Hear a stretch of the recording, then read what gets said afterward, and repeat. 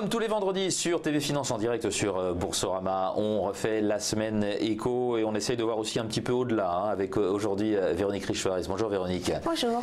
Économiste en charge de RF Research.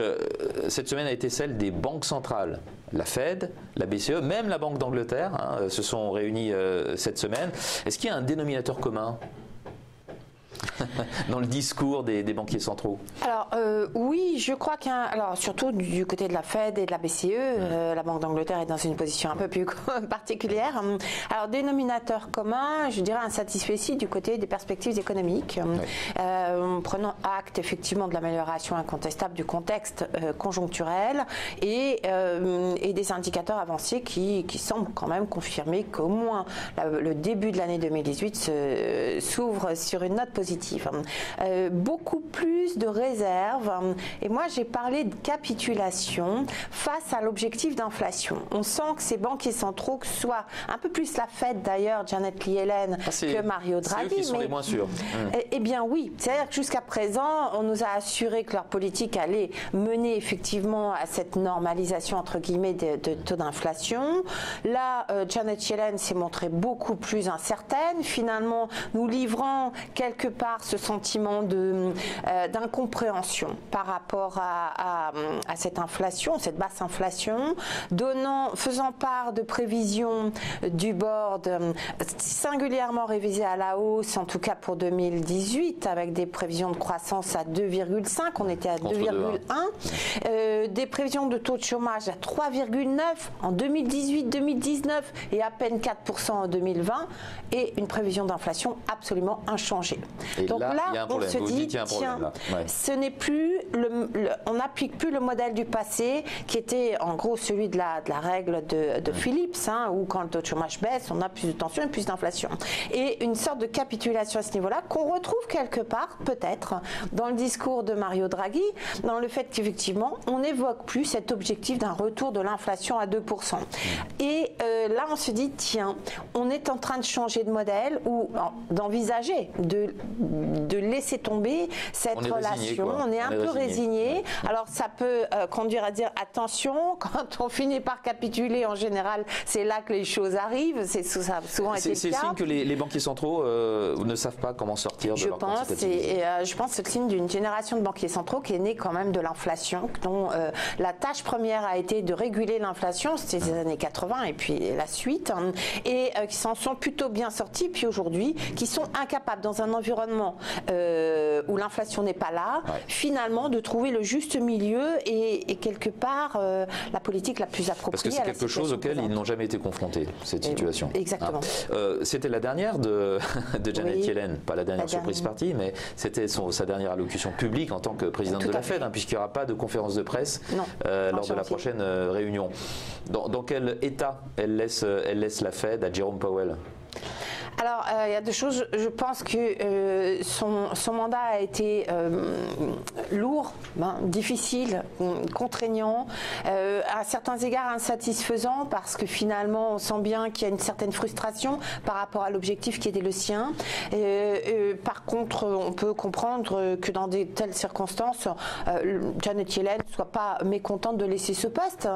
Celui qui va hériter de la situation, par contre, a probablement du souci du mouron à se faire, parce qu'en réalité, le plus difficile risque d'être à venir avec un mandat de Jay Powell qui clairement devra gérer sans doute un environnement de marché financier autrement plus périlleux et plus complexe que celui géré par Janet Yellen. Ça va être périlleux et complexe 2018. Enfin, vous nous le direz tout à l'heure. 2018 ou 2019, il est là pour 4 ans, mais je doute que pendant ces 4 ans, il n'ait pas affaire à quand même des contrariétés profondes du côté des marchés financiers. On a parlé de la Chine aussi cette semaine. Vous avez vu, au lendemain du relèvement des taux de la Fed, la Banque centrale chinoise a relevé un de ses taux à court terme, et ça a pris un peu de court les marchés. Ça a pris un peu de court. Il y a aussi un inconfort côté chinois. Il y a un inconfort par rapport au risque de fuite de capitaux, et on sent bien qu'effectivement, alors du coup ça donne des montages complexes parce qu'on remonte les taux et puis on redonne des liquidités aux banques parce qu'il y a besoin de donner des liquidités.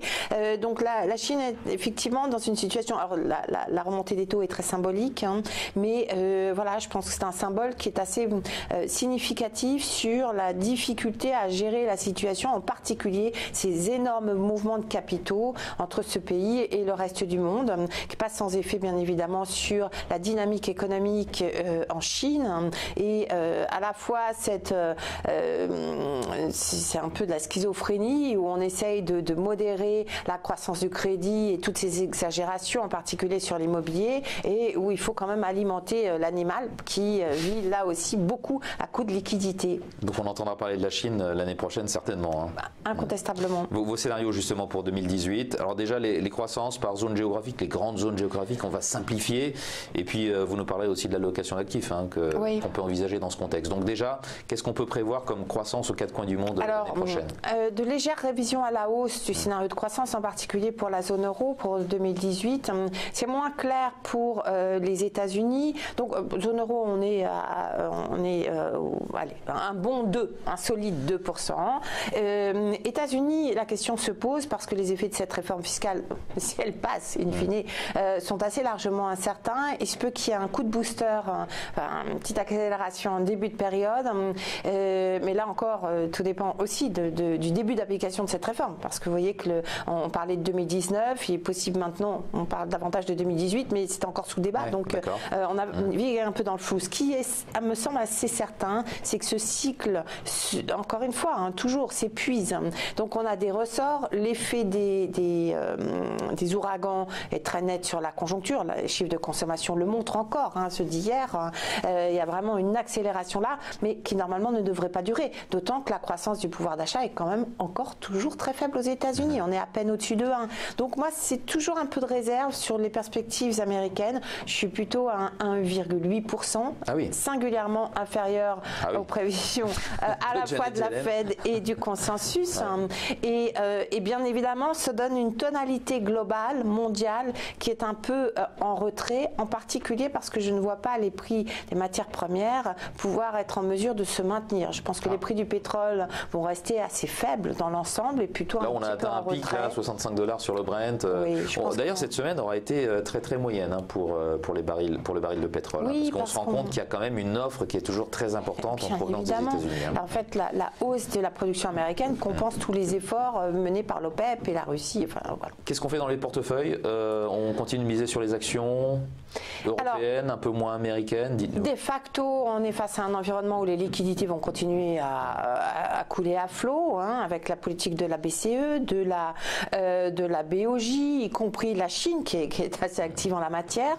On a un environnement de taux d'intérêt qui va très peu bouger, taux d'intérêt bas, taux d'intérêt réel à long terme négatif, parce que quand même on a un petit peu plus d'inflation qu'il y a un an ou deux. Donc tout ceci fait qu'on a encore des investisseurs à la recherche de rendement, et je pense que ça reste plutôt favorable au marché d'actions. Néanmoins, attention, on a des niveaux de valorisation qui font que le risque, que les mauvaises nouvelles pourraient avoir des effets démultiplicateurs assez conséquents. Donc un environnement de plus en plus risqué au fur et à mesure que les valorisations augmentent. Néanmoins, je pense encore favorable dans l'ensemble pour les marchés d'actions.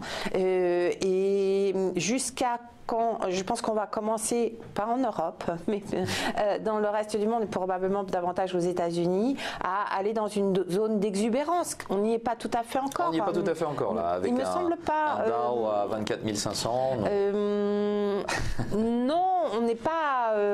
On peut encore justifier économiquement ces valorisations, en particulier à partir du niveau des taux d'intérêt, mais on va probablement aller maintenant dans des zones beaucoup plus complexes. Sur l'Europe, là encore, toujours les mêmes questions. Est-ce qu'on arrivera à se débarrasser des limites cycliques, des limites, des vents contraires sur les valeurs cycliques? Je suis nettement plus sur la réserve en ce qui concerne les perspectives des marchés européens que ceux des États-Unis. Très bien, on retient tout cela. Merci beaucoup Véronique Riche-Flores, non seulement d'être venue refaire la semaine éco avec nous, mais de nous avoir donné aussi vos perspectives 2018. Véronique Riche-Flores, économiste chez RF Research. À bientôt.